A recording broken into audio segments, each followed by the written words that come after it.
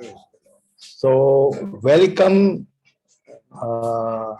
in study प्रभु के वचन के अध्ययन के इस संध्याकालीन समय में मैं उसका जन होकर आप सबों का स्वागत करता हूं और धन्यवाद भी करता हूं कि आपने मुझे समय दिया। और कुछ बातें हैं जिसके कारण मैंने आपकी ओर रुख किया है। अदरवाइज रुपेश की जो जगह है आज मैं वो भी बताने वाला हूं। कुछ बातें हैं जिसके कारण प्रभु ने बोला कि नहीं बेटा, एक बार इनके इस पूरे झुंड के साथ अपनी सहभागिता दे। और इसलिए ठीक मुझे मौका मिला कि मेरा पैकेज इन दिनों लैंड के कारण मैंने बंद किया है। तो इस बीच में और भी कुछ मीटिंगें हैं मेरी, पर मैं क्षमा चाहता हूं। मैं नहीं चाहता था कि कोई भी मिस करे इस बार का मेरी ये संगति, और मुझे छोटू के कारण ये 9 बजे करना पड़ा है। और एक ही जन मिसिंग हो रहा था, बाकी सब लोग तो अवेलेबल थे, तो इसलिए मैंने कहा कि 9 बजे यदि बनेगा तो अच्छा होगा। परमेश्वर के वचन में हम सीधे एंटर करेंगे। और आज के दिन हो सकता है कि विषय तक मैं ना पहुंचूं, पर कुछ चीजें हैं जिसके बेस पे हम अपने विषय में एंटर करेंगे। तो स्क्रीन में पढ़ने में सहायता करेंगे अमन भाई।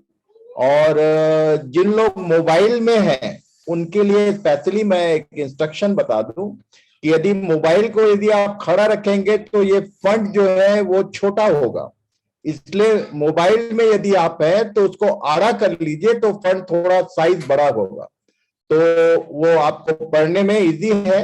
और वर्सेस जरूर पढ़ेंगे। यदि आप नहीं देख पा रहे हैं, केवल सुन पा रहे हैं, तो आप वर्स पढ़ दीजिए ताकि जो लोग बाइबल लेके बैठे हैं वो बाइबल से भी पढ़ सके। We will start. अमन पढ़ो भाई। मत्ती 13:10-12। चेलों ने पास आकर उससे कहा, तू उनसे दृष्टांतों में क्यों बातें करता है? उसने उत्तर दिया कि तुमको स्वर्ग के राज के भेदों की समझ दी गई है, पर उनको नहीं, क्योंकि जिसके पास है उसे दिया जाएगा और उसके पास बहुत हो जाएगा, और जिसके पास कुछ नहीं है उससे जो कुछ उसके पास है वह भी ले लिया जाएगा। सबसे पहली बात इस परिवार के साथ जो मैं शेयर करना चाहता हूं, कलर कोड को याद रखना आप लोग। इट्स वेरी डेंजरस थिंग जो यीशु ने बोला कि जिसके पास है उसको और दिया जाता है, और जिसको इंटरेस्ट नहीं है, थोड़ा बहुत कुछ है भी, तो वो भी ले लिया जाता है। ये परमेश्वर का नियम है जिसको यीशु ने अनाउंस किया। जिसके पास है उसे दिया जाएगा और उसके पास बहुत हो जाएगा, पर जिसके पास कुछ नहीं है, जिसको कोई इंटरेस्ट नहीं है, वो और अंधा, नंगा, कंगाल, जो शब्द यूज होता है वो सब होने वाला है। इसलिए मेरा सबसे निवेदन है, जो पीछे पीछे रहते हैं या जिनको ज्यादा इंटरेस्ट नहीं है पारिवारिक सभाओं में, ये पारिवारिक सभा नहीं है। परमेश्वर आपसे कुछ बोलना चाहता है एंड टाइम से पहले, उसके आने के पहले। इसलिए चेलों को स्पेशली जब वो बार बार पैराबल में बात करता था तो चेलों को समझ में आता था। कई बार तो चेलों को भी पूछना पड़ता था कि क्या बोला तू, क्या बोलना चाहता है। इसी में एक पद से यदि आप पढ़ेंगे तो जो दृष्टांत उसने पहला बोला था वो चेलों को समझ में नहीं आया। उनको पूछना पड़ा कि क्या तू बताना चाहे, ये दृष्टांत क्या है, समझा दे। ये अजीब बात, जिसके पास है उसको और दिया जाएगा और जिसके पास नहीं है उससे और जो कुछ है वो ले लिया जाएगा। तो भारत देश का पॉलिटिकल व्यू दिखाई दिया मेरे को इस लाइन में कि जो धनी है वो धनी होते जा रहे हैं, जो गरीब है और गरीब होते जा रहे हैं। But there is the cause, कारण, उसका कारण आज देखेंगे हम लोग कि आखिर ऐसा क्यों। ये दुनिया का नियम नहीं है, ये यीशु कह रहा था। परमेश्वर के लोगों के विषय में ये बात कही जा रही है। किनके विषय में ये कह रहा था, चेलों को बता रहा था, इसको हम लोग देखेंगे। पढ़ो। मत्ती 13:13 से 15। मैं उनसे दृष्टांतों में इसलिए बातें करता हूँ कि वे देखते हुए नहीं देखते और सुनते हुए नहीं सुनते और नहीं समझते। ये है कारण कि दिख रहा है तो भी आदमी अंधा बना रहता है, सुनाई सब दे रहा है, पर फिर भी ऐसा बना हुआ जैसे कुछ सुनाई नहीं दिया भाई, और समझ की तो बात ही नहीं है। उनके विषय में जिन लोग ढीठ और निर्लज है, यहेजकेल 4 उसका 2 का 4 पद पढ़िए निकाल के। ये लाइनें, इतनी कठिन लाइनें क्यों बोला उसने? 2 का 4 इस यहेजकेल पीढ़ी 2। हाँ, इस पीढ़ी के लोग जिनके पास मैं तुझे भेजता हूँ वे निर्लज और हठीले हैं। ऐसे ऐसे शब्द यूज करता है वो बोल के भेज रहा है कि जिनके पास मैं भेज रहा हूं ये निर्लज और हठीले लोग हैं। इवन इस ग्रुप में भी बहुत सारे निर्लज और हठीले लोग हैं। सुन लो मेरी बात। कैसे, इसको देखने वाले हैं हम लोग। परमेश्वर का वचन बता रहा है कि यहेजकेल को बोल के भेजा कि मैं जिनके पास भेज रहा हूं तू उनसे कहना, पर ये है निर्लज और हठीले लोग जो हिलेंगे नहीं, तुम कितना भी कुछ भी कर लो। नहीं तो रुपेश की मिनिस्ट्री इट इज इनफ, मुझे आने की जरूरत ही नहीं है। अभी देखेंगे हम लोग। ये एक पर्टिकुलर कैटेगरी के लोग हैं जिनको परमेश्वर ने अपनी प्रजा नाम दिया था, इजरायली, उन्हीं के लिए बोल रहा था। उनके विषय में यशायाह की क्या लिखा है आगे? और उनके विषय में यशायाह की यह भविष्यवाणी पूरी होती है कि तुम कानों से तो सुनोगे पर समझोगे नहीं, और आंखों से तो देखोगे पर तुम्हें न सूझेगा, क्योंकि मैं बहुत सारे मीटिंगों में हाजिर होता हूं और मैंने रुपेश की टीचिंग्स देखा है, पर मुझे जो कुछ प्रभु ने दिखाया जिसके कारण आज मैं आपके साथ जुड़ा हूं, उसका कारण ये लाइन है। तुम कानों से तो सुनोगे पर समझोगे नहीं, आंखों से तो देखोगे पर तुमको कुछ सुझाई देगा नहीं। और आगे क्या लिखा? क्योंकि इन लोगों का मन मोटा हो गया है, वे कानों से ऊंचा सुनते हैं और उन्होंने अपनी आंखें मूंद ली हैं, कहीं ऐसा न हो कि वो आंखों से देखें और कानों से सुने और मन से समझें और फिर जाएं और मैं उन्हें चंगा करूं। ये ये यीशु नासरी नाम का जो गुरु था, जिसको हम लोग प्रभु बोलते हैं, सी द लैंग्वेज। जब उसने आरंभ किया प्रचार करना तो बोला मन फिराओ। अब यहां घोषणा कर रहा है कि उनके कानों को मोटा और ऐसा ऐसा ये सब बात इसलिए कि ये कहीं फिर न जाए। जो व्यक्ति मन फिराने की बात बोल रहा है वो कुछ लोगों के फिरने से उसको परेशानी क्यों है? उसके पीछे उसके पास पर्याप्त कारण है, उसी को ध्यान करेंगे। पढ़िए। यशायाह 6:1 से 7। जिस वर्ष उज्जियाह राजा मरा, मैंने प्रभु को बहुत ही ऊंचे सिंहासन पर विराजमान देखा, और उसके वस्त्र के घेर से मंदिर भर गया। उससे ऊंचे पर साराप दिखाई दिए, उनके 6 6 पंख थे। 2 पंखों से वे अपने मुंह को ढांपे थे, और 2 से अपने पाँव को, और 2 से उड़ रहे थे। और वे एक दूसरे से पुकार पुकार कर कह रहे थे, सेनाओं का यहोवा पवित्र पवित्र पवित्र है, सारी पृथ्वी उसके तेज से भरपूर है। और पुकारने वाले के शब्द से डेवढ़ियों की नेवें डोल उठी और भवन धुएं से भर गया। तब मैंने कहा, हाय हाय, मैं नाश हुआ, क्योंकि मैं अशुद्ध होंठ वाला मनुष्य हूँ और अशुद्ध होंठ वाले मनुष्यों के बीच में रहता हूँ, क्योंकि मैंने सेनाओं के यहोवा महाराजा धीराज को अपनी आंखों से देखा है।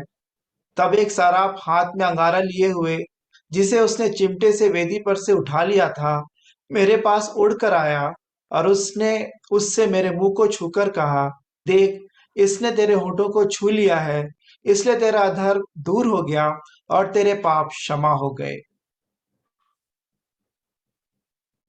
ये लाइन क्यों पढ़वाया?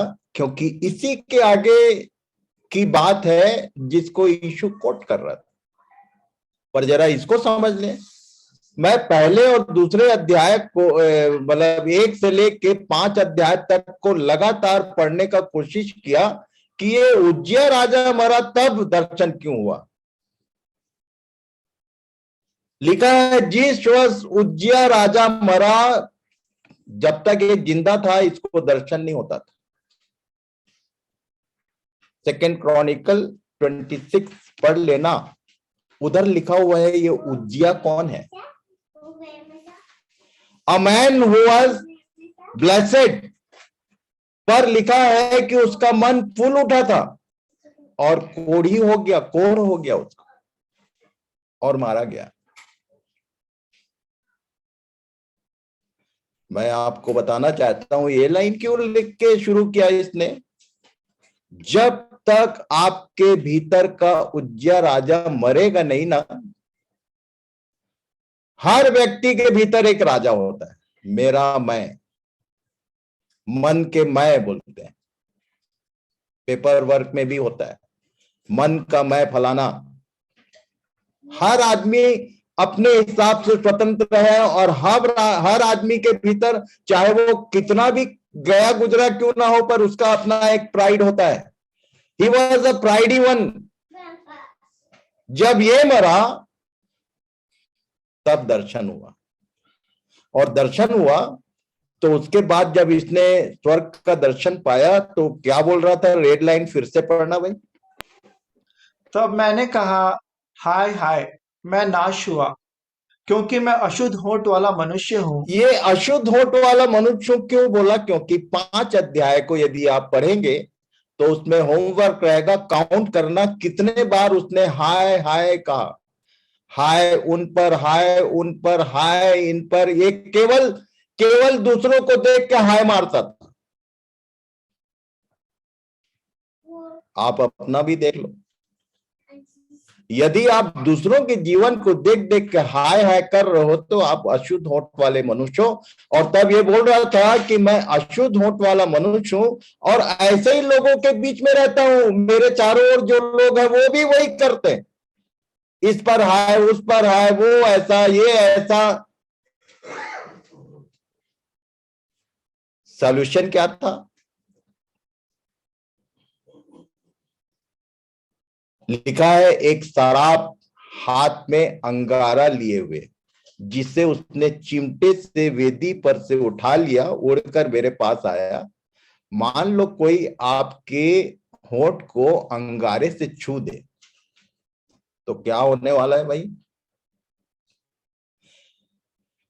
यूहन्ना बपतिस्मा देने वाले ने एक लाइन बोला था यीशु के बारे में, मैं तो पानी से दे रहा हूं, वो आएगा तो क्या करेगा?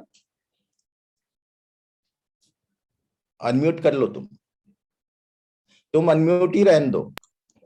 जी। ओके। आग से बपतिस्मा। ये बपतिस्मा का वर्ड मीनिंग क्या है? तुम सबसे पहले अपने दिल्ली वाले फेलोशिप में इसको रखना कली, जब भी मौका आएगा। आग से बपतिस्मा का मतलब क्या होता है? बैप्टाइजो जो वर्ड है, जिस बपतिस्मा का वर्ड मीनिंग क्या है? इमर्शन। पानी, पानी का बपतिस्मा मतलब इमर्स इन वाटर, डूब गया। आग का बपतिस्मा का मतलब, रोमी 12:1 में यही लिखा है, अपने शरीरों को जीवित, पवित्र और बलिदान करके। बलिदान का मतलब क्या होता है? स्वाहा। हिंदू लोग जल्दी समझते हैं बलिदान यज्ञ बोलने से, ईसाई लोगों के पल्ले पड़ता नहीं है। सब लोग वो पद को पढ़ रहे हैं, पर स्वाहा कोई नहीं हुआ, सब मेरे को दिखाई देते रहते हैं। स्वाहा का मतलब, पौलुस बोलता था, मैं मर गया, कौन जीता है मुझ में? मसीह मुझ में जो। It should be, it must be. यही प्रयास मैं बार बार इसका देखता हूं। प्रभु रूपेश में होकर कुछ बोलना चाहता है, पर मुझे जो प्रभु ने बताया वो मैं आज बताने वाला हूं, अबाउट हिज मिनिस्ट्री, कि उसकी छाप इस पूरे परिवार में कैसा पड़ रहा है। Maximum are not affected. अरे बच्चा ही तो है, रूपेश, बाबू बोलते हैं, आज के बाद भूल जाओगे वो बाबू नहीं है। What he is, I am going to tell you all. तो ये लिखा है, अशुद्धता के लिए एक अंगार से उसके होंठ को छुआ। नए नियम में, ये तो पुराना नियम था, नए नियम में ये यूहन्ना ने बोला, आग से बपतिस्मा देगा, पूरा डुबा देगा आग में, तुम पूरा सर्वनाश होगे, तभी मसीह तुम में चलेगा फिरेगा। It's the meaning.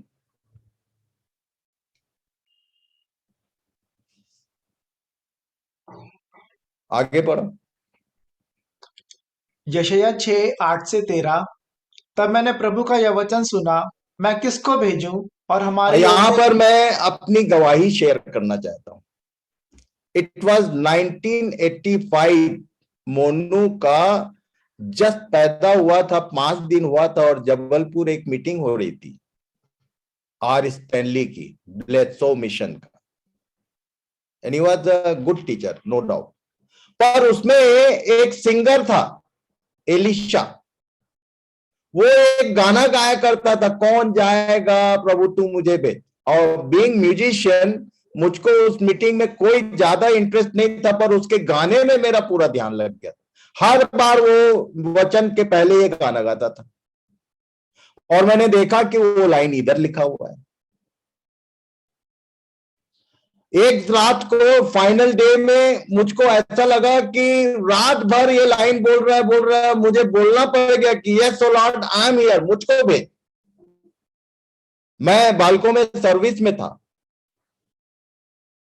मैं, सादिक भाई, डेविड भाई और एच के मसीह, इतने ही लोग गए थे। जबलपुर में हो रही थी मीटिंग, और शुरू शुरू मेरा कन्वर्जन हुआ था, तो मेरे को वचन के लिए इधर उधर कहीं भी मीटिंग होता था आसपास, तो मैं जाता था। यहां ये लाइन को मैं पढ़ के आगे जब देखा तो मैं परेशान हो गया। पढ़िए क्या लिखा है, जिसको यीशु कोट कर रहा था। पढ़ो, फिर से पढ़ लो।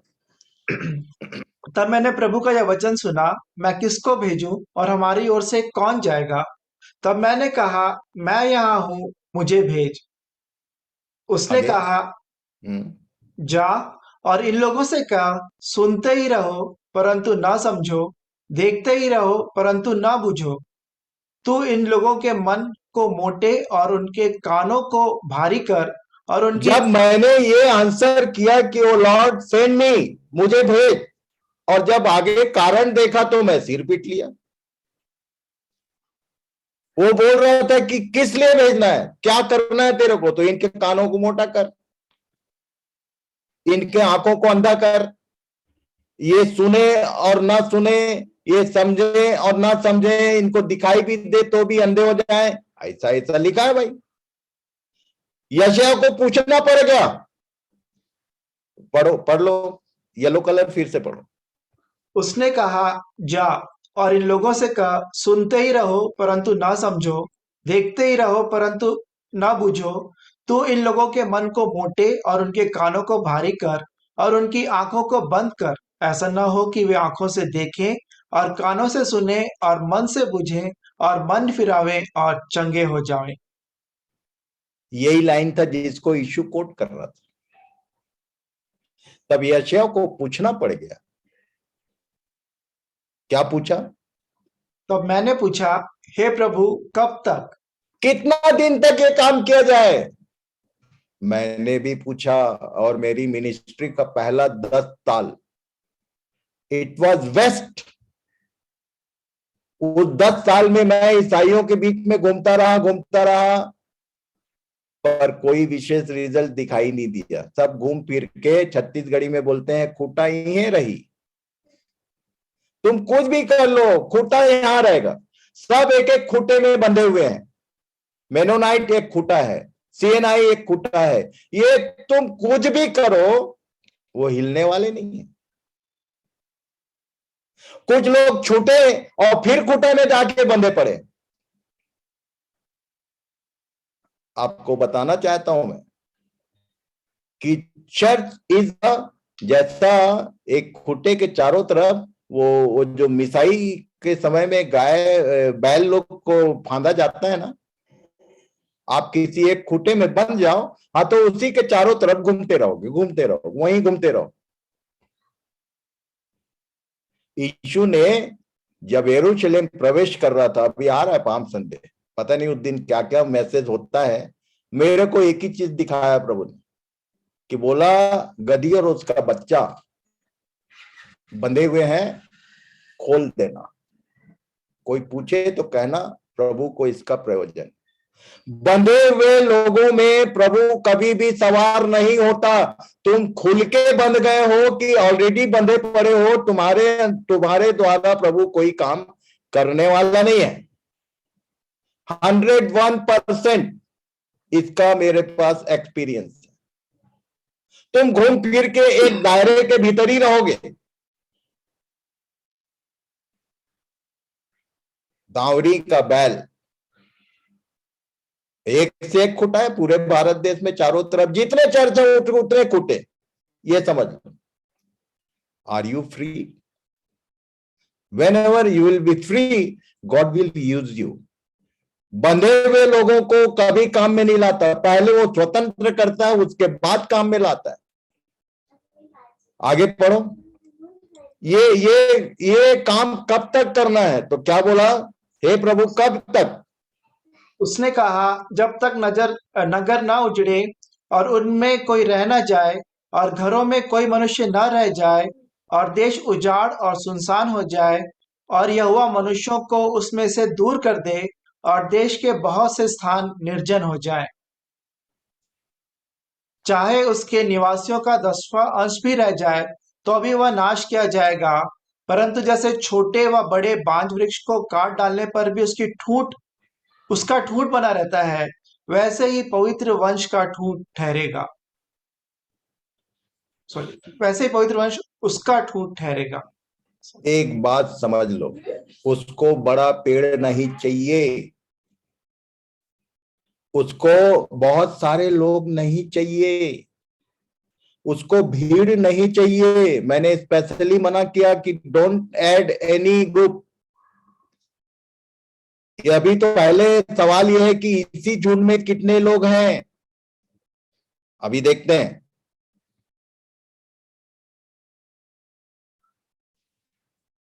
पढ़ो भाई। मत्ती 13:16-17।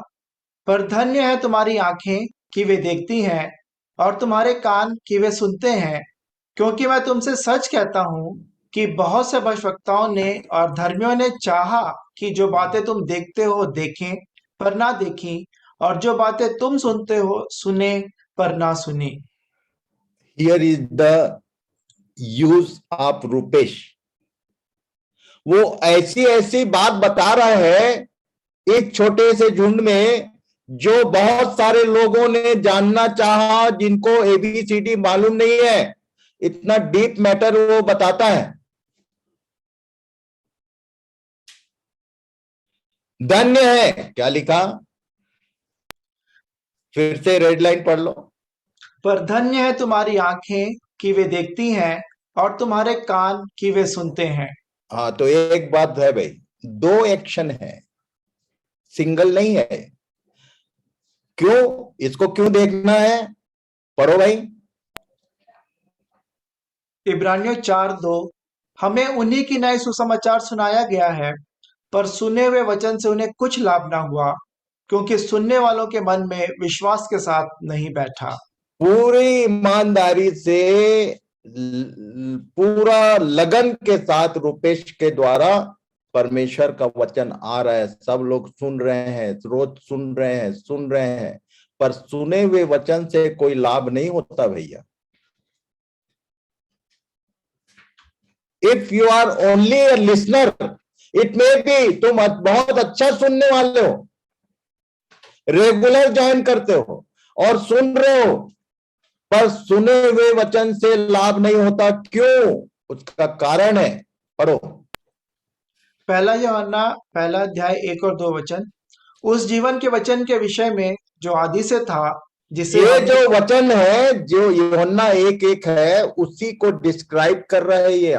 उसने वहां बोला था आदि में वचन है, वचन था और वचन परमेश्वर के साथ था और वचन परमेश्वर था। पर उसको मालूम था कि ये पढ़ने वालों को समझ में आएगा नहीं कि ये वचन ज्ञान का था कि जीवन का। इधर एक्सप्लेन किया, उसने डिस्क्राइब किया, ये ज्ञान का वचन नहीं है भाई कि तुम रुपए जैसे बोलने वाले के द्वारा ज्ञान, तुम्हारा ज्ञान बढ़ रहा है, सिर बड़ा हो रहा है। If it is not converted in life तो यूजलेस है, बेकार में मेहनत कर रहे हो और तुम बेकार में टाइम दे रहे हो। जो जो चीज बताया गया अभी तक, उसमें प्रैक्टिकल कितना हुआ, कैसे होता है प्रैक्टिकल, इधर लिखा हुआ है। फिर से पढ़ना। उस जीवन के वचन के विषय में, उस जीवन के वचन के विषय में जो आदि से था, जिसे हमने सुना और सबसे पहले एक व्यक्ति सुनता है। अयूब ने भी बोला था कि मैंने कानों से तेरा समाचार सुना था, सुन के ही विश्वासी था वो, हमारे जैसा। हम भी सुन रहे हैं। उसके आगे कौन करेगा? जिसे अपनी आंखों से देखा। एक बात बता दूं, कई बार मैंने बोलते सुना रुपेश को कि जो मैंने समझा है, जो उसकी आंखों को प्रभु ने दिखाया, वो दिखा रहा है तुमको, दिखाने सुना रहा है। तुमने अपनी आंखें लगाया क्या? सुनने के बाद अपनी आंखों से देखना मतलब रिवाइज करना, अगेन रिपीट करना। जो जो चीज बताया गया उसको फिर से तुमने होमवर्क किया। If you are not doing that तो तुम आंख रहते अंधे हो, जिनको दिखाई कुछ नहीं देना है। केवल सुनने से लाभ नहीं होगा। जिसे अपनी आंखों से देखा और वरन जिसे हमने ध्यान से देखा। ये और ध्यान से देखने का क्या मतलब? स्पोकन वर्ड को ध्यान से देखना, मेडिटेशन। हमारे पास बाइबल पढ़ लिए या एक आध वर्ष याद कर लिए तो बहुत बड़ा तोप चला दिए हम लोग। How many are meditating the word of God? ध्यान कितने लोगों का लगा है? तुम्हारे पास बाइबल पढ़ने के लिए समय नहीं है तो ध्यान देने के लिए समय कहां से मिलेगा? आंखों से देखा का मतलब जो कुछ सुना उसको फिर से तुम खोल के देख रहे हो और उस पर मेडिटेशन किया और उसमें से जो चीज निकला, कंक्लूजन, 1 घंटे की सर्विस में जो कुछ निकला उसको हाथों से, स्पोकन वर्ड को हाथों से छूने का मतलब अप्लाई करना। If you will apply it, तब रिजल्ट क्या है? और हाथों से छुआ, यह जीवन प्रकट हुआ। तब जीवन प्रकट होता है। और उस जीवन को देखता कौन है मालूम? और हमने उसे देखा। ये तुमको पहले दिखाई देगा कि तुम्हारे अंदर वचन ने कुछ काम किया कि नहीं किया।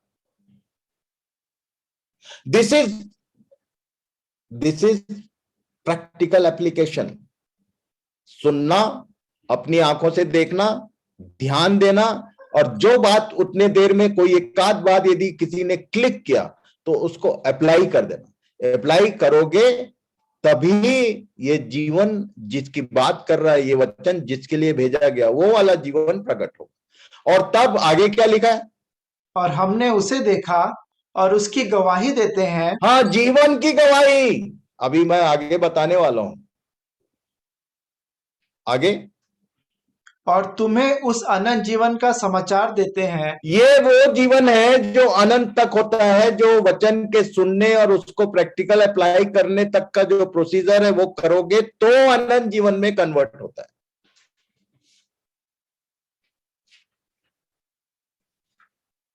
अनंत जीवन का समाचार देते हैं जो पिता के के साथ था साथ और था हम पर पर प्रकट हुआ।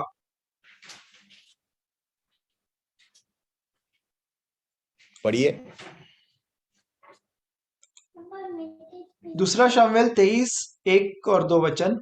दाऊद के अंतिम वचन ये हैं, ईशै के पुत्र की यह वाणी है। तो उस केवल दाऊद की बात नहीं कर रहा हूं मैं, जिसको भी परमेश्वर यूज करता है। राजेश के पुत्र की यह वाणी है, आई कैन से, उस पुरुष की वाणी है जो ऊंचे पर खड़ा किया गया, जिसको परमेश्वर ने खड़ा किया। इस परिवार को एक गिफ्ट है, रुपेश नाम का बालक,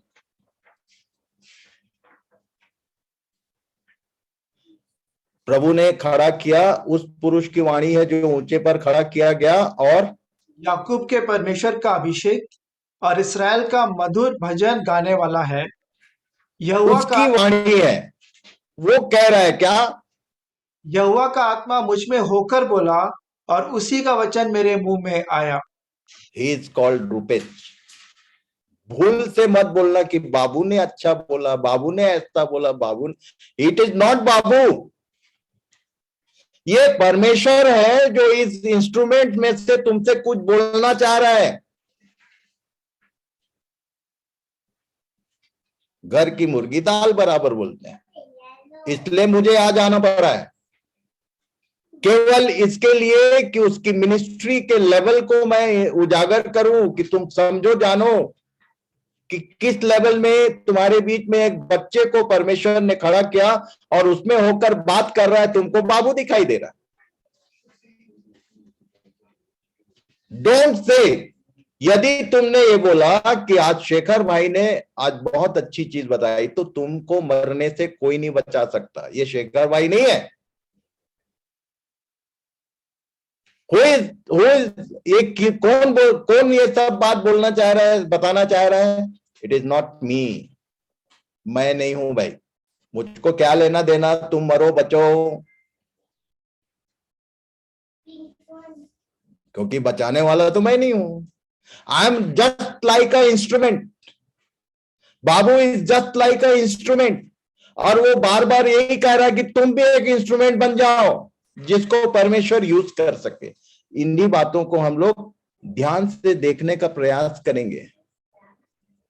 पढ़ो भाई। गिनती 11:4 फिर जो मिली जुली भीड़ उनके साथ थी वह कामुकता करने लगी और इसराइली भी फिर रोने और कहने लगे कि हमें मांस खाने को कौन देगा।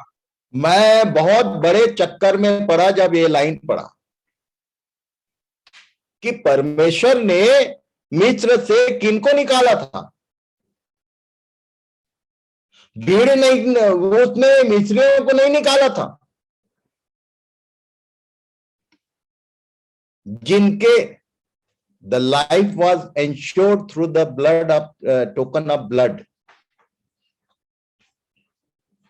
लाइफ इंश्योरेंस किया गया था उनका, किसके द्वारा? मेमने के लोहू की छाप के कारण।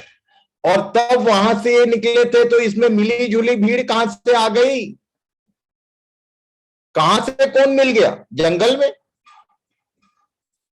तो नहीं, वो जो निकले थे उन्हीं में। यदि आप देखोगे 10 कमांडमेंट्स, तो वहां से तुमको इनने इस लाइन को कोशिश किया है डायरेक्टर ने कि ये शो किया जाए। यहोशू की बहन का हस्बैंड था जो मिस्री था, और वही लफड़ा करता था ऑलवेज, वही कुछ शुरू करता था, और उसके बाद इजरायली लोग उनके पीछे होके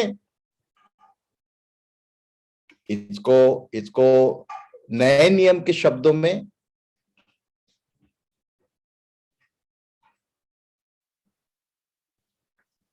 पढ़ो मत्ती भाई।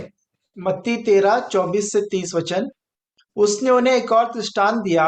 कि स्वर्ग का राज उस मनुष्य के समान है जिसने अपने खेत में अच्छा बीज बोया। पर जब लोग सो रहे थे तो उसका बैरी आकर गेहूं के बीच जंगली बीज बोकर चला गया। अब अच्छे बीज को बो रहा है, एक जन प्रयास कर रहा है और उस बीच में जंगली दाने के बीज बोकर चला गया है। ये जो पूरा परिवार है, तुम लोग मेरी बात ध्यान से सुन लो आज के दिन। इसको इसको रिकॉर्डिंग है, सुन लेना 2 3 4 5 बार और अपने आप को जांचना कि तुम्हारे अंदर कौन सा बीज है, अच्छा कि जंगली। क्योंकि आगे क्या बोला?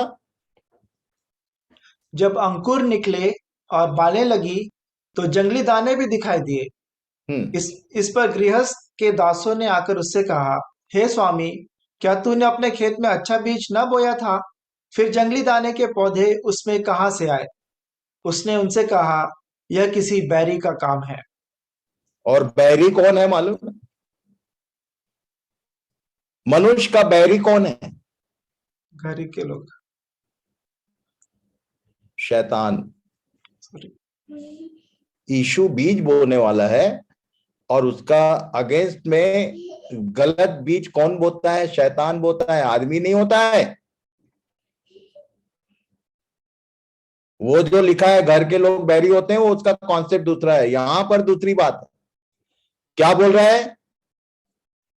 जब अंकुर निकले और जब दासों ने देखा कि ये कहां से आ गए, तो क्या लिखा?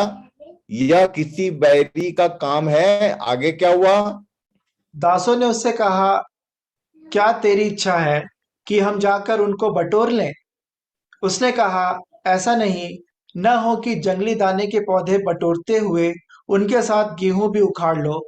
मतलब कटनी इतना सिमिलर होता है कि तुमको हवा नहीं लगेगा। इसलिए क्या बोला, कंक्लूजन क्या दिया, ये बताने जा रहा हूं मैं। इस झुंड का कंक्लूजन कि इसमें कौन जंगली है और कौन असली है, इसमें पता ही नहीं चलता है। पर मैं आज बताने वाला हूं, you can see your own self. क्या लिखा है आगे? कटनी तक दोनों को एक साथ बढ़ने दो, और कटनी के समय मैं काटने वालों से कहूंगा, पहले जंगली दाने के पौधे बटोर कर जलाने के लिए उनके गट्ठे बांध लो, और गेहूं को मेरे खत्ते में इकट्ठा करो। तो जो जंगली वृक्ष है, जंगली पौधे हैं, जंगली दाने हैं, वो जाएंगे आग में। और जो असली होंगे, अब ये जंगली और असली का भेद क्या है? पढ़ो भाई। यूहन्ना 3:6। जो शरीर से जन्मा है वह शरीर है, और जो आत्मा से जन्मा है वह आत्मा है। ये कैसे पता चलेगा? तो मैं ध्यान से गवाहियों को सुनते रहता हूं। तुम्हारी गवाही तुम्हारा भेद खोलती है कि तुम शारीरिक हो कि आत्मिक हो। हर आदमी गवाही देता है कि मेरा ऐसा ऐसा था, ये हो गया, ऐसा ऐसा था, वो हो गया, मेरा इस संसार में प्रमोशन हो गया, तो यहाँ ऐसा हो गया। आत्मा में क्या उन्नति हुई, इसके बारे में मैं पूरा कान लगा के रखता हूं कि एक आध जन कोई तो बोले कि पहले मेरे को क्रोध आता था, अब मैंने उस पर कंट्रोल किया। पहले मेरे को लालच आता था, अब नहीं आता है। अभी भी तुम गवाही, मुंह खुलता है तो शरीर की बात करते हो, रोटी कपड़ा मकान। आत्मा की बातें क्या है उसका तो दूर दूर तक पता नहीं है। ये मिली जुली भीड़, दो ही कैटेगरी है, याद रखना। और तुम्हारा मुंह, तुम्हारे शब्द तुम्हारा पोल खोलते हैं कि तुम शारीरिक हो कि आत्मिक हो। शरीर जो जो शारीरिक दशा में है, उनका मन शरीर की बातों में लगा रहता है। वो हमेशा मुंह खोलेगा तो शारीरिक उन्नति, शारीरिक बीमारी, शारीरिक चंगाई, केवल इसकी बात करता है। पूरी दुनिया इसके पीछे है, याद रखना। इस झुंड में भी कितने लोग हैं जिनके पास आत्मिक जीवन की गवाही है, आत्मा के फलों की गवाही है। शरीर के काम तो प्रकट हैं और वो ज्यादा दिखते हैं।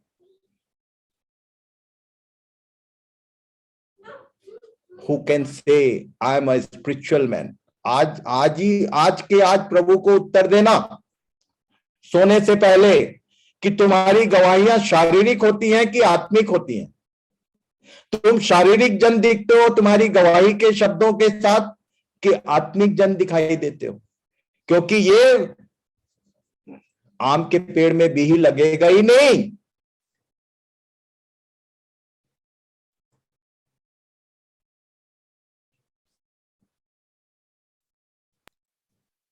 पढ़िए। रोमियो 8:12 से 14। सो हे भाइयों, हम शरीर के कर्जदार नहीं, ताकि शरीर के अनुसार दिन काटें। क्योंकि यदि तुम शरीर के अनुसार दिन काटोगे तो मरोगे, और यदि आत्मा से देह की क्रियाओं को मारोगे तो जीवित रहोगे। कितने लोग इस काम में लगे हुए हैं भाई। अब आत्मा होगा तब। इसी के 8 पद में लिखा है कि जिस किसी में परमेश्वर का आत्मा नहीं वो उसका जन नहीं। रोमी 8 का 8 पद क्या लिखा? रोमी 8:8। और जो शारीरिक दशा में है वे परमेश्वर को प्रसन्न नहीं कर सकते, परंतु जबकि परमेश्वर का आत्मा तुम में बसता है, तो तुम शारीरिक दशा में नहीं परंतु आत्मिक दशा में हो। यदि किसी में मसीह का आत्मा नहीं, तो वह उसका जन नहीं। और उसका काम क्या है वो आगे लिखा है 12-13 में, ये जो पढ़ रहे थे हम लोग। डेली लाइफ में इसका प्रैक्टिस कितने लोगों के पास है कि केवल तुम शरीर का बात करके आत्मिक जन बने पड़े हो? Always we are living. अरे पूरा दुनिया केवल रोटी कपड़ा मकान के लिए जी रहा है।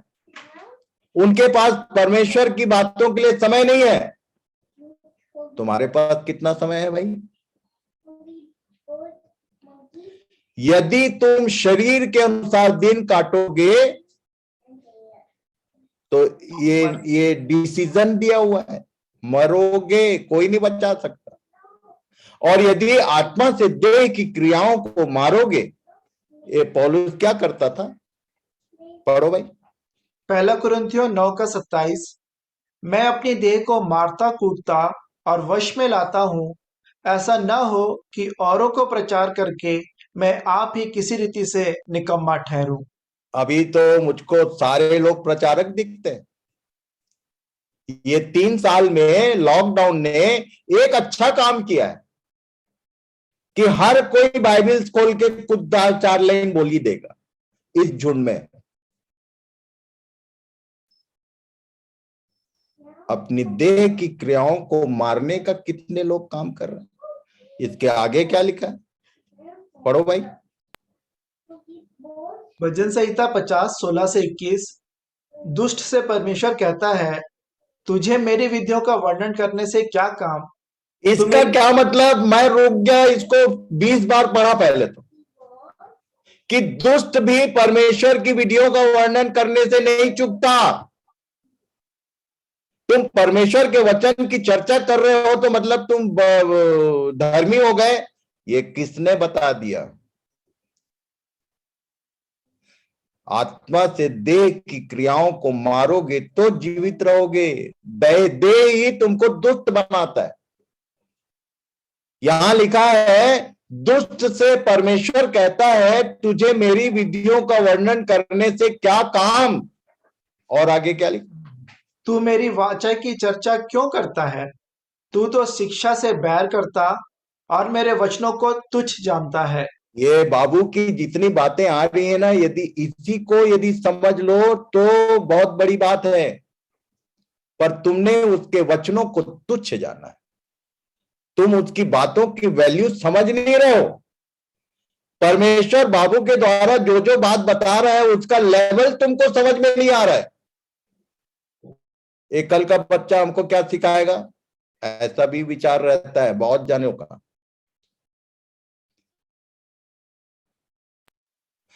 अब आगे क्या लिखा है? ये जितने जो खूंटे हैं, जितने खूंटे हैं, चाहे वो मेनोनाइट हो, चाहे वो सीएनआई हो, चाहे वो बैप्टिस्ट हो, जितने चर्च है उनकी कहानी यहां लिखी है, पढ़ो। जब तूने चोर को देखा तब उसकी संगति से प्रसन्न हुआ। हाँ, जो फालतू कामों में लगे रहते हैं उनके साथ संगति करके तुम तो चंद बन रहे हो। और यहां अपने को आत्मिक बता रहे हो। क्या लिखा है? जब तूने चोर को देखा तब उसकी संगति से प्रसन्न हुआ और पर स्त्रीगामियों के साथ भागी हुआ। तूने अपना मुंह बुराई करने के लिए खोला, तेरी जीभ छल की बातें करती है।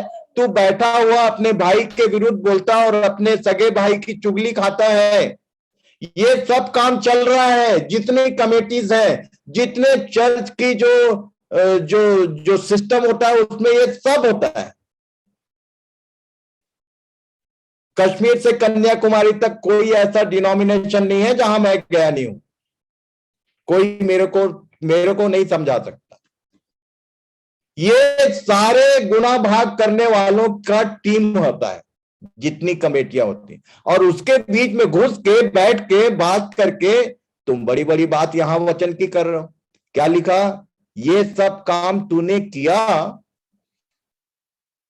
यह काम तूने किया और मैं चुप रहा, इसलिए तूने समझ लिया कि परमेश्वर बिल्कुल मेरे समान है।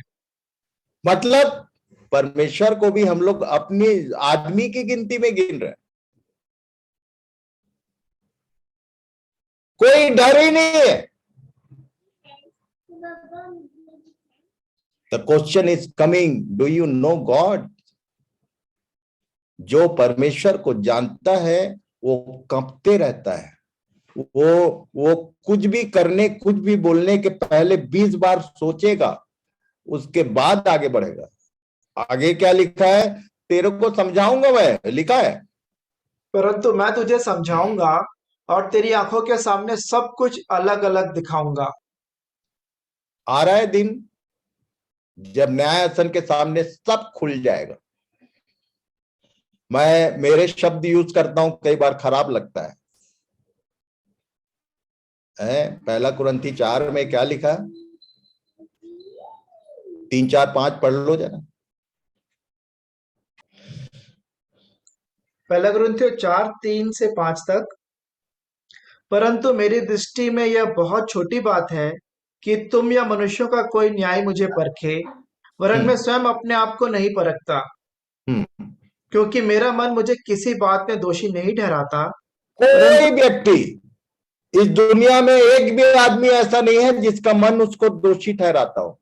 हर आदमी अपनी दृष्टि में एकदम साबुत सही सही होता है। पर आगे क्या लिखा भाई? परंतु इससे मैं निर्दोष नहीं ठहरता, हम्म क्योंकि मेरा परखने वाला प्रभु है। हम्म इसलिए जब तक प्रभु न आए, सबसे पहले किसी बात का न्याय ना करो। समय से पहले, सॉरी। इसलिए जब तक प्रभु ना आए, समय से पहले किसी बात का न्याय ना करो। वही अंधकार की छिपी बातें ज्योति में दिखाएगा और मनों के अभिप्रायों को प्रकट करेगा। तब परमेश्वर की ओर से हर एक की प्रशंसा होगी। बस बस, मन के मतियों को, मन के अंदर जो कुछ रहता है उसको खोलने वाला है। जब मन खुलेगा ना तो हर आदमी नंगा हो जाएगा कि तुम्हारी सोच क्या थी, कब किस समय कैसा सोचते थे, वो सब चीज को खुलेआम बताएगा न्यायासन के सामने। इसलिए उसको, परमेश्वर को मनुष्य समझने की गलती मत करना। तू ये लाइन याद रखना आप, कि दुष्ट से परमेश्वर कहता है कि, इसका मतलब जो इन सब बातों में रहते हैं उन लोग भी परमेश्वर की बातों की चर्चा करते हैं। अपने परिवार में देख लो कौन कौन ऐसे हैं। कौन कौन का बोलने से अपने आप को देखो। Are you doing that? उसको मनुष्य मत समझना गलती से भी। क्या लिखा? पहला कुरिन्थियों 15, 33 और 34 वचन। धोखा ना खाना। बुरी संगति अच्छे चरित्र को बिगाड़ देती है। बाइबल में मैं खोजने की कोशिश किया कि अच्छा चरित्र बुरी संगति को सुधार देती है। हमारी संगति से बहुत सारे लोग सुधरते हैं, ये अलग बात है, पर हमारी संगति से नहीं, हमारे जीवन से। तुम्हारी दोस्ती यारी से किसी का जीवन बदलने वाला नहीं है भाई, जब तक तुम्हारे अंदर ये जीवन नहीं आएगा। लिखा है धोखा मत देना। बाइबल एक भी बार नहीं बोलती, हमेशा बोलता है धोखा मत खाओ। धोखा मत खाओ, धोखा ना खाना। धोखा खाना है ये जा जा के खूंटों में घुसना, ये धोखा खाना है। गलत सलत लोगों के साथ उठना बैठना, उनके हाँ में हाँ मिलाना, और वोटिंग और ये सारा। प्रभु ने मौका दिया 3 साल लगातार, बोला कोई चर्च नहीं जाएगा। कितना अच्छा बात था, अभी तो खुल गया। फुल फ्लेज जो लोग उनमें आनंद, जिनको उसमें आनंद आता है, ये आधा एक घंटा इधर रह के और उसके बाद पूरा मगन उसी में रहते।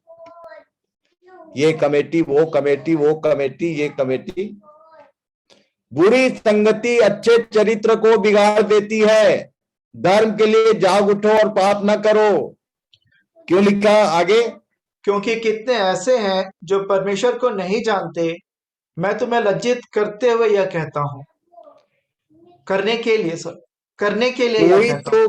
कोई तो लज्जित हो और अपने आप को सरेंडर कर दे प्रभु के सामने।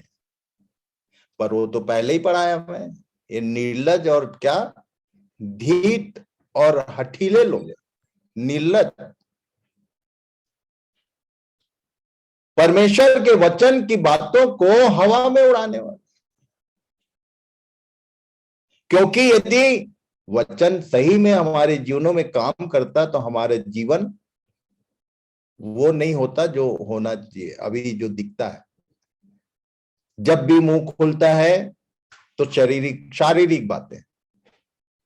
जो शरीर से जन्मा है वो शरीर है, जो आत्मा से जन्मा है वो आत्मा है। और शारीरिक व्यक्ति आत्मिक बात कर नहीं सकता, और आत्मिक व्यक्ति शारीरिक बात कभी नहीं करेगा।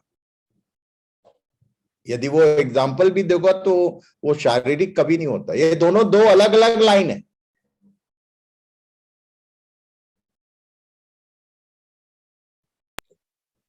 यूहन्ना 8:41, तुम अपने पिता के समान काम करते हो। उन्होंने उससे कहा, हम व्यभिचार से नहीं जन्मे, हमारा एक पिता है अर्थात परमेश्वर। ये बोल रहे थे, यीशु ने चार्ज किया, तुम्हारा काम बताता है कि तुम्हारा बाप कौन। कौन लोग थे ये लोग? 31 पद पढ़ लो जरा, इसी का 31 रोमन 8:31।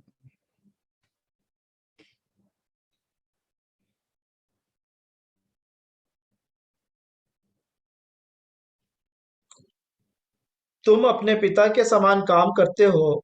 उन्होंने उससे कहा, हम व्यभिचार से नहीं जन्मे, हमारा एक पिता है अर्थात परमेश्वर। 31, सॉरी। तब यीशु ने उन यहूदियों से जिन्होंने उस पर विश्वास किया था कहा, यदि तुम मेरे वचन में बने रहोगे तो सचमुच मेरे चेले ठहरोगे। Those who were believers, उनके साथ आर्गुमेंट चल रहा था। और तब ये लोग को इसने बोला था कि तुम अपने पिता के समान काम करते हो। ये लोग बोले कि नहीं नहीं, हम व्यभिचार से नहीं जन्मे, हमारा एक ही पिता है। कौन? परमेश्वर। 44 में क्या बोला? तुम अपने पिता शैतान से हो और अपने पिता की लालसाओं को पूरा करना चाहते हो। वह तो आरंभ से हत्यारा है और सत्य पर स्थिर न रहा, क्योंकि सत्य उसमें है ही नहीं। जब वह झूठ बोलता तो अपने स्वभाव ही से बोलता है, क्योंकि वह झूठा है, वरन झूठ का पिता है। और मैं ना, एक तो हमारे हिंदी भाषी एरिया में एक तो कहावत बोलते हैं, वो हमेशा याद आ जाता है मेरे को। क्या है वो? झूठ बोलना पाप है, नदी किनारे सांप है, और वही तेरा बाप है। डरो डरो मत, डरो मत। अरे यीशु ने बोला, झूठ का पिता कौन? शैतान। चाहे वो झूठ छोटा हो चाहे बड़ा हो। बताओ कि तुम शरीर से जन्मे हो कि आत्मा से जन्मे हो? आत्मा से जन्मा व्यक्ति झूठ पाप कर ही नहीं सकता, ऐसा लिखा है। ये सब देखने वाले हम लोग।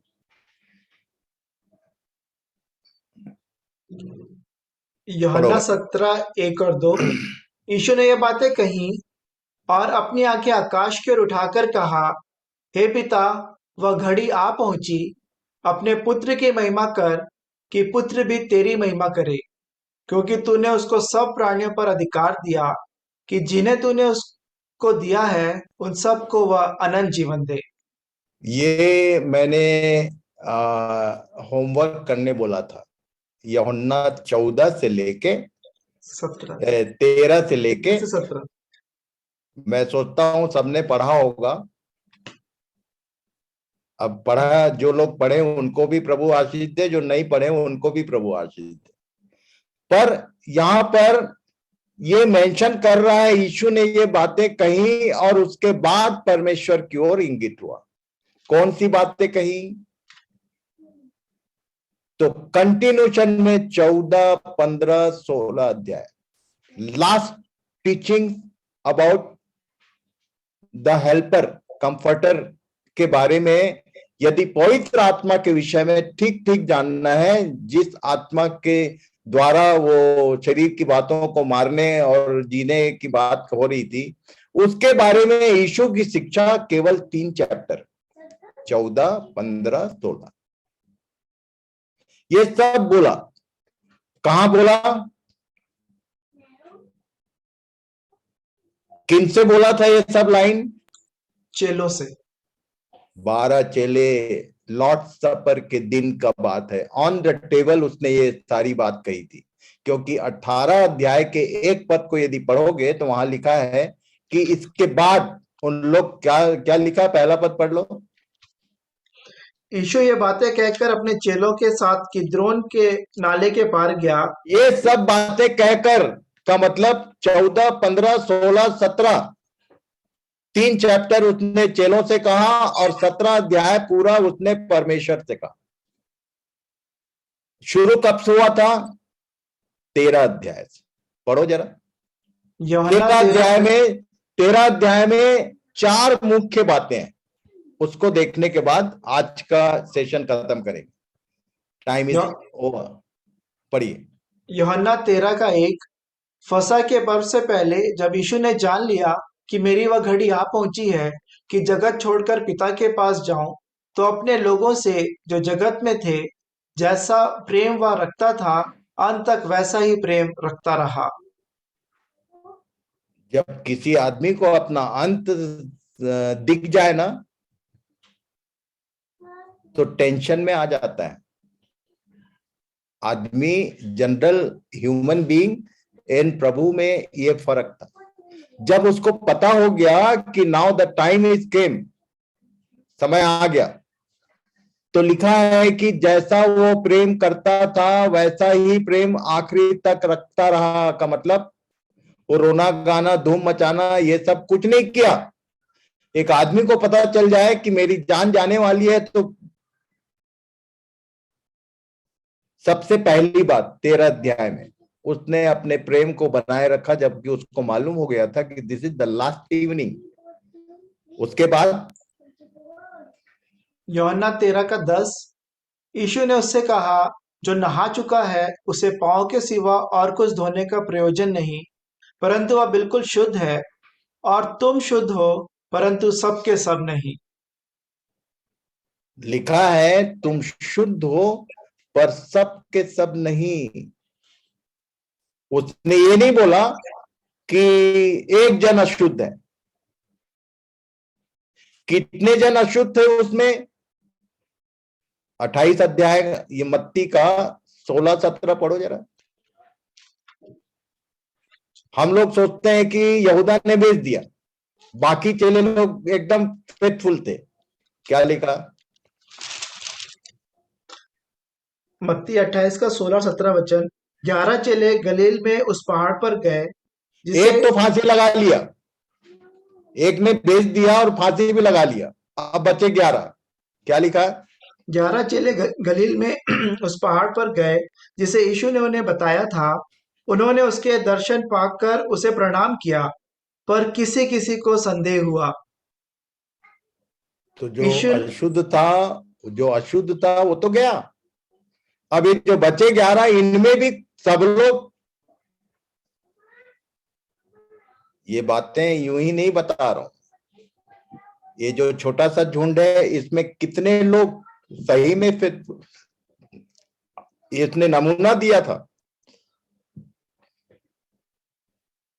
पढ़ो। यूहन्ना 13:21 और 22 वचन। ये बातें कहकर यीशु आत्मा में व्याकुल हुआ और यह गवाही दी कि मैं तुमसे सच सच कहता हूँ कि तुम में उसका पैशन यहां से शुरू होता है। ये ईसाई जगत में who can protest, passion week नहीं होता।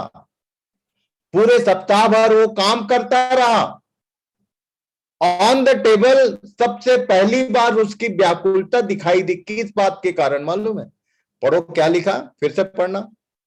ये बातें कहकर यीशु आत्मा में व्याकुल हुआ और यह गवाही दी कि मैं तुमसे सच सच कहता हूँ कि तुम में से एक मुझे पकड़वाएगा।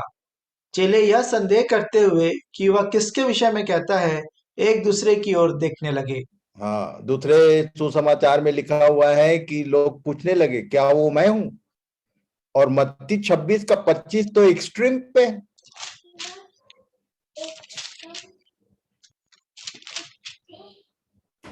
मत्ती 26:25 तब उसके पकड़वाने वाले यहूदा ने कहा, हे रब्बी, क्या वह मैं हूँ? उसने उससे सोचो कहा, जरा, दिस इज ह्यूमन क्वालिटी। अभी यदि बोला जाए कि तुम शारीरिक हो और ये आत्मिक है, तो क्वेश्चन मार्क बन जाएगा। सब बोलेंगे कि मेरे बारे में बोलता है कि किसके बारे में, जबकि सब वही है। ये ऑलरेडी बिजनेस कर चुका है, पैसा सिक्का ले चुका है, आके लेके आके बैठा है और खुद पूछ रहा था क्या वो मैं हूं? ये मनुष्य की कैटेगरी है। और उसके बाद यूहन्ना 13:36 से 38। शमौन पतरस ने उससे कहा, हे प्रभु, तू कहाँ जाता है? यीशु ने उत्तर दिया कि जहां मैं जाता हूं वहां तू अब मेरे पीछे आ नहीं सकता, परंतु इसके बाद मेरे पीछे आएगा। पतरस ने उससे कहा, हे प्रभु, अभी मैं तेरे पीछे क्यों नहीं आ सकता? मैं तो तेरे लिए अपना प्राण दूंगा। यीशु ने ये इसको बोलते हैं बड़ा बोल। मैं ऐसा कर दूंगा, मैं वैसा कर दूंगा, एक से एक बात सुनते रहता हूं। इस झुंड में भी क्या बोला यीशु ने? यीशु ने उत्तर दिया, क्या तू मेरे लिए अपना प्राण देगा? मैं तुझसे सच सच कहता हूं कि मूर्ख बांग न देगा जब तक तू 3 बार मेरा इनकार ना कर लेगा। साफ साफ बोला कि मैं नहीं जानता उसको। क्योंकि लोग बोल रहे थे ये भी तो था उसके साथ, इसको भी पकड़ो। May God bless you all. आगे की बात कल देखेंगे। एग्जैक्ट 8 बजे शुरू करेंगे। आज 3 मिनट ज्यादा हो गया है, sorry for that. I am always इस विषय में ध्यान रखता हूं। सो हैंड ओवर टू अमन। छोटू बाहर हो गया है मेरे ख्याल से। अभी ज्वाइन किया चाचा जी, एडमिट किया हाँ, मैंने अभी। Okay. So hand over to Lal family.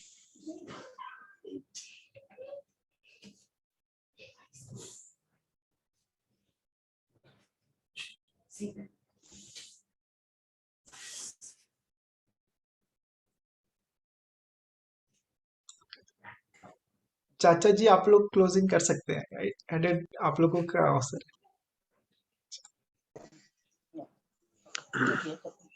तो हम पिता परमेश्वर का धन्यवाद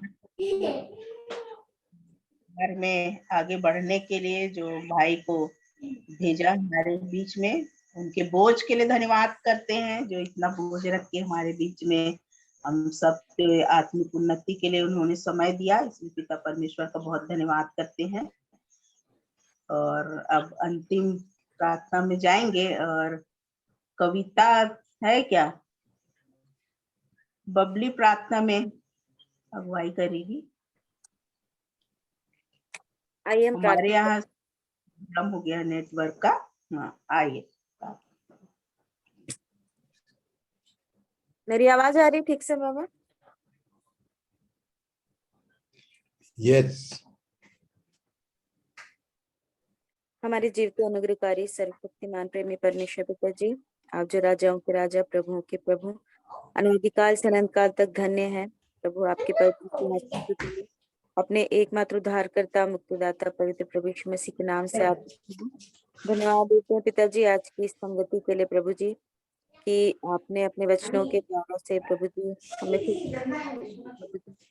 प्रेमी परमेश्वर पिताजी, आपसे यही विनती और प्रार्थना है प्रभु कि जो चेतावनी आप देते हैं प्रभु जी, हाँ प्यारे प्रभु, आपका भला आत्मा हमारी सहायता करने पाए प्रभु जी।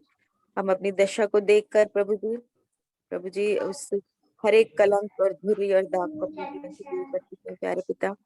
प्यारे परमेश्वर पिता की दया कीजिए कि ये आपका ही प्रेम है प्रभु जी, कि आप हमें चिता रहे हैं प्रभु जी, और दया करें प्रभु जी कि हम सुनने वाले ना हो परंतु प्रभु जी उसके अनुसार से चलने वाले हो प्रभु जी। अपने आत्मिक स्वभाव में प्रभु जी प्रतिदिन नए बनते परमेश्वर पिता जी आपकी दया करें प्रभु। प्रभु जी आपके इन चेतावनियों के लिए आपको हृदय से धन्यवाद देती हूँ। आपकी आत्मा की अगुवाई चाहती परमेश्वर पिता जी, आप मेरी सहायता करें परमेश्वर पिता जी, आप दया करें प्रभु। इस जीवन में चलने में आप सहायता कीजिए परमेश्वर पिता जी। प्रभु जी हम उनके समान ना हो जो अपने आप को धोखा देते हैं प्रभु जी, कि हम सिर्फ सुनने वाले नहीं हो प्रभु जी, परंतु इन वचनों के अनुसार से चल सके प्रभु जी। मैं अपने आत्मा प्राण दे आपके चरणों में समर्पित करती हूँ प्रभु जी। आप प्रार्थना के सुनने वाले प्रभु हैं, आप अत्यंत प्रेमी परमेश्वर हैं प्रभु। आपके प्रेम के लिए धन्यवाद देती हूँ, आपके जीवते वचन के लिए धन्यवाद देती हूँ प्रभु जी। धन्यवाद देती हूँ प्रभु जी कि आपने आदरणीय मामू की सहायता की प्रभु जी, उनमें होकर आपने मुझसे बातचीत की है प्रभु जी, इसलिए आपको धन्यवाद देती हूँ। प्रेमी परमेश्वर पिता जी, जितने भी जुड़े हुए हैं प्रभु जी, हर एक के जीवनों को आपके हाथ में सौंपती हूँ प्रभु जी। आपसे यही विनती और प्रार्थना है प्रभु जी कि हम अपने जीवनों से आपको प्रसन्न कर सकें प्रभु जी। आपने जो उद्धार का कार्य मेरे जीवन में किया है प्रभु जी, मेरे प्रियों के जीवन में शुरू किया है प्रभु जी, उसको हम डरते और कांपते हुए पूरा कर सकें पिताजी। आप ऐसी दया करें, आपकी विश्वासियों की संतान ठहर सकें प्रभु जी, आप ऐसी दया करें। सारा आदर सारी महिमा केवल और केवल आपको देती हूँ प्रभु जी, और बड़े धन्यवाद के साथ ये विनती अपने मुक्तिदाता पवित्र प्रभु यीशु मसीह के नाम से मांगती हूँ। दया करके सुन के ग्रहण कर लीजिए, आमीन।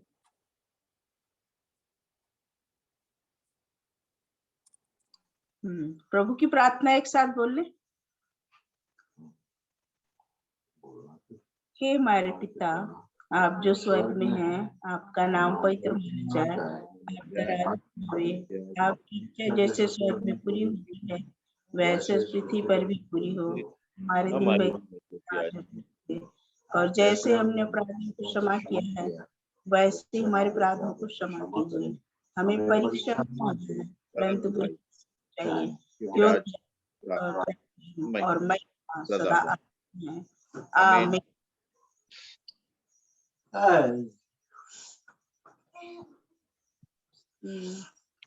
तो आगे अमन को अवसर है, कल के लिए कैसे योजना है?